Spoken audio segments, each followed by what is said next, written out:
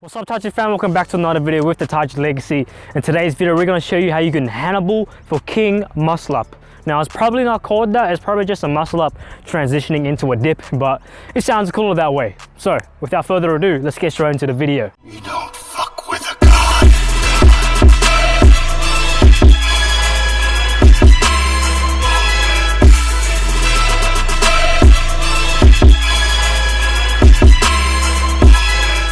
So first of all, we'll get into the prerequisites.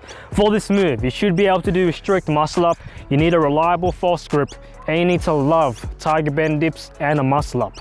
If you can check off these 3-4 things, then you should be able to do the Hannibal for King muscle up. So breaking down the Hannibal for King muscle up, it consists of the pull, the transition, and then the press. All right, so diving into the first part of this video. First, we're going to be talking about the pulling phase of the Hannibal for King muscle up. Most importantly, you guys need to understand what bar path or what pulling path is. With our previous muscle up videos, we've talked about how you should be pulling in an S or C-like motion. With this exercise, you should be pulling in an L shape motion, okay? If you get down from here, and then you press up to this position, you are pulling vertically. And from here, it is a tiger bend dip. If you can do a tiger bend dip, then you should be able to do this. From this part right here, there's going to be little room for you to actually make that adjustment to go from this position to this position. So once we establish that, all right, so we are pulling or we are pushing in an L-like motion, upside down L, right? We are coming up here and then we're going over here. So you guys should be pulling in a vertical position. Second of all, we'll go into where you should be gripping the bar. When I grip the bar further up like this and you come down, we're going to break your elbows, okay?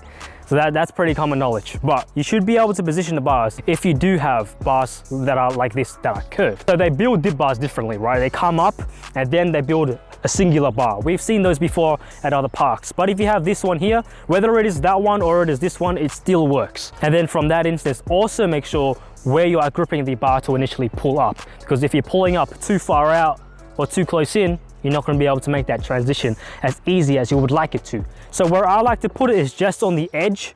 This also works as well, but I like to put it around here. So when I make the transition, I can straighten out my arms and I can pull up all the way. Right?